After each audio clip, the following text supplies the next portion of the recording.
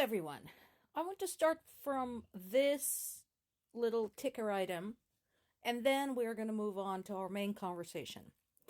So, as a lot of people know, Belarus has been a staunch ally of Russia. They're basically Russia's mini-me. Personally, I don't understand why Belarus even bothered to split off from the Soviet Union back in the 90s, because they have been replicating everything Russia is doing, and Lukashenko is a well-known buddy of Putin. So, continuing to follow Russia, they've just done this. Now, keep in mind, we're not talking about gay porn here. We are talking about any depiction of a LGBTQ plus relationship. So, we are talking about, for example, a picture of, let's say, a couple of kids and their two dads or two moms. Okay? We're talking about any wedding pictures of an LGBTQ wedding. We are talking about a holiday video of a family with two dads or two moms, for example, traveling or going to the beach or something. Any depiction of an LGBTQ relationship in any form is now considered pornography in Belarus. And I would like to remind everybody that that is what they want for the rest of the world. Just a thought.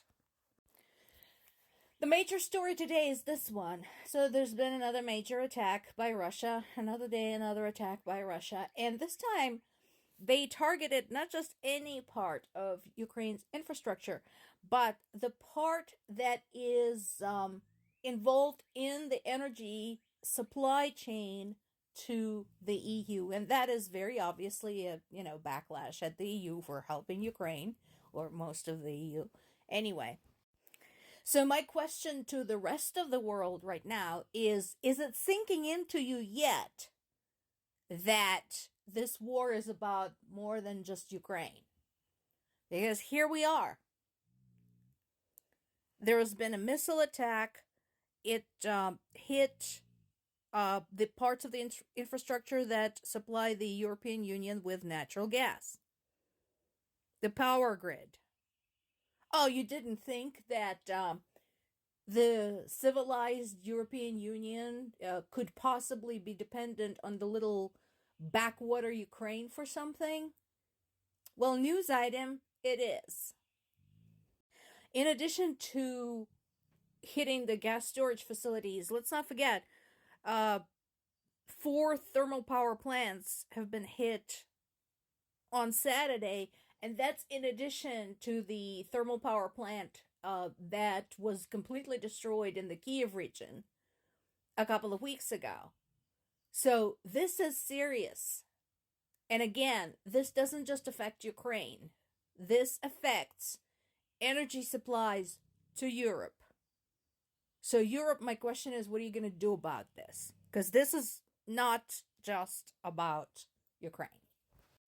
In addition to hitting the energy infrastructure, Russia continues targeting civilian structures. In this particular case, they hit a hospital in Kharkiv.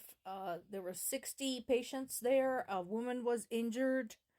And of course, there's always additional fallout. In this particular case, power lines and water lines have been damaged as well. And again, explain to me, how is this okay?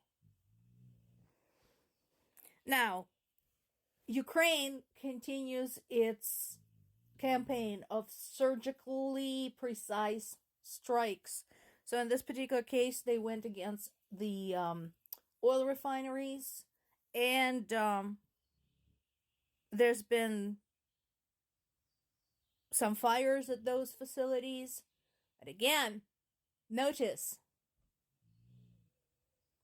We don't hear about Ukrainian drones hitting hospitals. We don't hear about Ukrainian drones hitting kindergartens because they don't. And then there's been another strike against a military airfield in Krasnodar region. Now, this is interesting. The paragraph talking about that Kiev does not usually officially comment on strikes on Russian soil, and they shouldn't. Considering what Russia has done to Ukraine so far, I don't think Ukraine owes anybody an explanation. And again, I don't think Ukraine can be reproached for anything because of how carefully they plan out and execute each and every strike. They do hit Russia where it hurts. They do hit Russia in the oil. But, again, they don't hit schools. They don't hit maternity wards. They don't hit apartment complexes. Big difference. And then there is this. So some of you may have missed this, but we did have the anniversary of the Chernobyl disaster just a couple of days ago. And that was a good opportunity for President Zelensky to remind everybody that Russia is currently controlling the biggest nuclear power plant in Europe, the Zaporizhzhia nuclear power plant. They have been doing so now for 2 years. Ukrainian personnel was held there basically at gunpoint, but those who were able to get out have pointed out that while Ukrainian government had taken great care with nuclear anything, again, following the lessons we learned from Chernobyl, and put in the safeguards and security procedures to make sure this doesn't happen again, since Ukraine doesn't control the operation of the nuclear power plant this 2 years, there's absolutely no guarantee that those procedures and safeguards are still in place.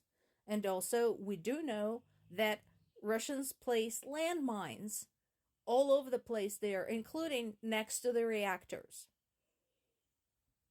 So, this is a really good time of year to think about the implications of Russians controlling that nuclear power plant, in addition to the unprecedented disaster happening right now in the Ural region, where the floodwaters had poured into the old uranium mines.